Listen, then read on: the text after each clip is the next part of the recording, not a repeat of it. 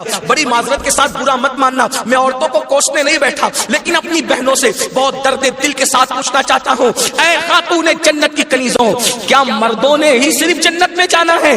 عورتوں نے جنت میں نہیں جانا؟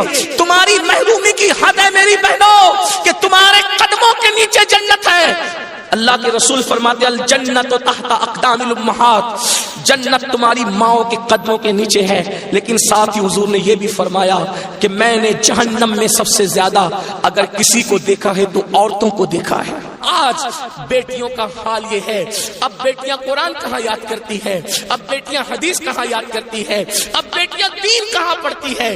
یہ تو گانے سنتی ہے، یہ تو سیریل دیکھتی ہے، یہ تو فلمیں دیکھتی ہے۔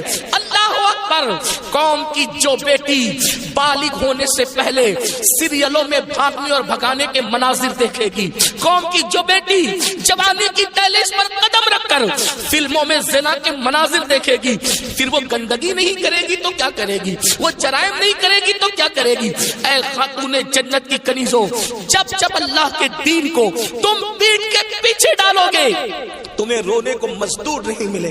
اور آپ جانتی ہیں یہ سیریل اور گندی فلموں کا نتیجہ ہے کہ بچیاں کسی اور کا ہاتھ پکڑ کر چلی جاتی ہیں، معاشرہ اس کو دھتکار دیتا ہے، پھر وہ ایک دو بچوں کا باپ بن کر کے اس لڑکی کو دھوکہ دے دیتا ہے، پھر جب وہ لوٹ کر آتی ہے تو نہ ماں باپ قبول کرتے، نہ بھائی قبول کرتے، نہ خاندان قبول کرتا ہے، اور وہ ظالم تو دھوکہ دے ہی چکا ہے۔ علم کی بات چل رہی ہے، رسول اللہ کی نواسی، جس طرح سے امام حسن کے کان میں، امام حسین کے کان، قرآن اگر کسی نے کیا ہے تو وہ سیدہ زینب پاک کی ذات ہے۔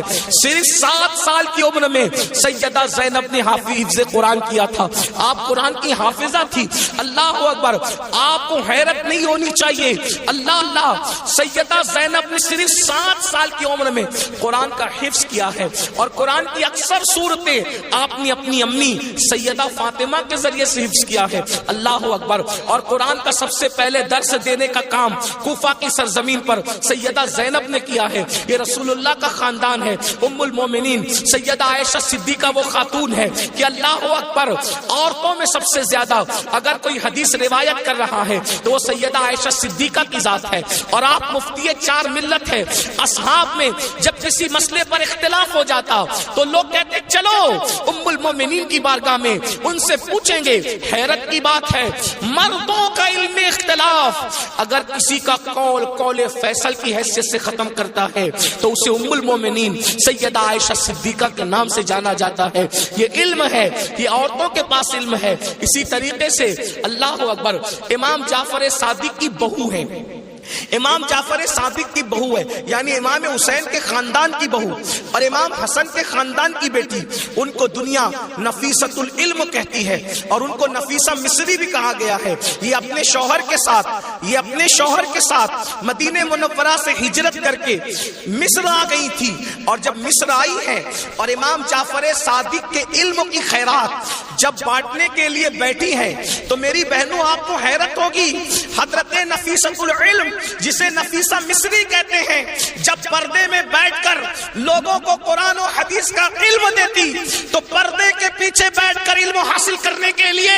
مجتہد مطلق حضرت سیدنا امام شافعی جیسے لوگ آیا کرتے تھے اور ان سے علم حاصل کیا کرتے تھے۔ یعنی ہمارے یہاں اسلام میں عورتیں ایسی تھی کہ اتنے بڑے بڑے مرد جو ہے عورتوں کے پاس آ کر کے اسلام حاصل کرتے تھے، علم دین حاصل کرتے تھے، اسلام کا علم حاصل کرتے تھے۔ پردے کے پیچھے سے گویا کہ نفیسۃ العلم نے، نفیسہ مصری نے ام المومنین سیدہ عائشہ صدیقہ کی یاد کو تازہ کر دیا تھا۔ میری بہنوں آج وہ کہاں گیا معاملہ؟ آج تو عورتوں کا مطلب زیورات سے محبت، عورتوں کا مطلب نئے کپڑوں سے محبت، عورتوں کا مطلب شادیوں میں شرکت سے محبت، عورتوں کا مطلب بازار میں گھومنے سے محبت، عورتوں کا مطلب جو وہ فلموں سے محبت۔ عورتوں کو دین سے تعلق کیا رہ گیا؟ بڑی معذرت کے ساتھ برا مت ماننا، میں عورتوں کو کوسنے نہیں بیٹھا، لیکن اپنی بہنوں سے بہت درد دل کے ساتھ پوچھنا چاہتا ہوں، اے خاتون جنت کی کنیزوں، کیا مردوں نے ہی صرف جنت میں جانا ہے؟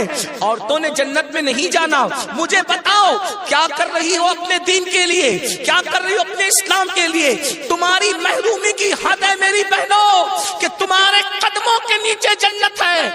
اللہ کے رسول فرماتے الجنت تحت اقدام الامہات، جنت تمہاری ماؤں کے قدموں کے نیچے ہے، لیکن ساتھ ہی حضور نے یہ بھی فرمایا کہ میں نے جہنم میں سب سے زیادہ اگر کسی کو دیکھا ہے تو عورتوں کو دیکھا ہے۔ مجھے بتاؤ، آج نماز سے کوسوں دوری، مذہب سے کوسوں دوری، اس لیے جامعۃ المصطفیٰ کا قیام اس لیے عمل میں آیا ہے تاکہ بھولے ہوئے سبق کو یاد دلایا جا سکے، بھولے ہوئے سبق کو یاد دلایا جا سکے، بچیوں کو علم کا زیور دیا جا سکے، بچیاں علم حاصل کریں، پرانا دور دہرائیں، پرانی تاریخ یاد دلائیں۔ لوگ کہتے ہیں تاریخ اپنے آپ کو دہراتی ہے، دنیا آج کہہ رہی ہے بیٹی بچاؤ بیٹی پڑھاؤ، 1450 سال پیچھے ہے دنیا اسلام سے، دنیا آج کہہ رہی ہے بیٹی بچاؤ بیٹی پڑھاؤ۔ میرے نبی نے 1450-1500 سال پہلے بیٹی بچا کر بھی بتا دیا اور بیٹی پڑھا کر بھی بتا دیا۔ اللہ کے رسول نے بیٹی بچایا تو ایسے بچایا کہ بیٹیاں ان کے آنے سے پہلے زندہ دفن ہوتی تھی، مگر ان کے آنے کے بعد بیٹیوں کو دفن نہیں کیا گیا بلکہ بیٹیوں کو ماتھے کا جھومر بنایا گیا۔ اگر آج دنیا میں کوئی بھی مذہب کا آدمی بیٹی چومتا ہے تو یہ صدقہ ہے مصطفیٰ جان رحمت کی آمد کا، یہ میلاد مصطفیٰ صلی اللہ علیہ وآلہ وسلم کا صدقہ ہے۔